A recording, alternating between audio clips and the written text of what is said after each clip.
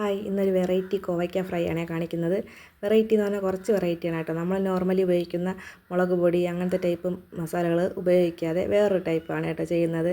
അപ്പോൾ അതിന് വേണ്ടിയിട്ട് ഇതാ കോവയ്ക്ക് ഇങ്ങനെ നീളത്തിൽ കട്ട് ചെയ്തെടുക്കണം. എന്നിട്ട് അതിലേക്ക് നമ്മൾ ചേർക്കുന്നത് സാമ്പാർ പൊടിയാണ്. അപ്പം നമ്മുടെ ഈ ഇൻഗ്രീഡിയൻറ്റ് മാത്രമാണ് ചേർക്കുന്നത്. പിന്നെ ഉപ്പും കൂടെ ചേർക്കുന്നുണ്ട്. സാമ്പാർ പൊടി ഇട്ടെന്ന് കരുതി ഇതിന് സാമ്പാറിൻ്റെ ഒരു ടേസ്റ്റും ഉണ്ടാകത്തില്ല. അങ്ങനെ ആരും പേടിക്കണ്ട കേട്ടോ, സാമ്പാർ പോലെ ഇരിക്കുമോ എന്നൊക്കെ വിചാരിച്ചിട്ട് ഫ്രൈ ചെയ്യുമ്പോൾ ഈ ടേസ്റ്റൊന്നും ഉണ്ടാകത്തില്ല. പിന്നെ നല്ലപോലെ ഇതൊന്ന് മിക്സ് ചെയ്തെടുത്തിട്ട് ഉപ്പും കൂടെ ചേർത്ത് റെസ്റ്റ് ചെയ്യാൻ വെച്ചതിന് ശേഷം നമ്മൾ ഫ്രൈ ചെയ്തെടുക്കണം. പിന്നെ ഒരു കാര്യം പറയട്ടെ, നമ്മൾ ചില ആൾക്കാർക്ക് കത്തിരിക്ക ഫ്രൈ ഒക്കെ ഇഷ്ടം ഇല്ലാത്ത ആൾ ഉണ്ടാവില്ലേ. അപ്പോൾ എൻ്റെ വീട്ടിലും അത്തരക്കാരുണ്ട് കേട്ടോ. കത്തിരിക്ക ഫ്രൈ കഴിക്കുമ്പോൾ അതിഷ്ടം അങ്ങനെ കുറവായിരിക്കും. അങ്ങനെയുള്ളവർക്ക് ഈ കോവയ്ക്ക ഫ്രൈ കഴിക്കുമ്പം കത്തിരിക്ക ഓർമ്മ വരും. അത്തരക്കാര്യം ഇത് ഉണ്ടാക്കി നോക്കാതിരിക്കുകയായിരിക്കും നല്ലത്. അപ്പോൾ അല്ലാതെ ഈ ഫ്രൈ ഒക്കെ ഇഷ്ടമുള്ളവർ ട്രൈ ചെയ്ത് നോക്കിക്കോ. ഇഷ്ടമായെങ്കിൽ ഒന്ന് ലൈക്ക് കൂടെ ചെയ്തിക്കോ.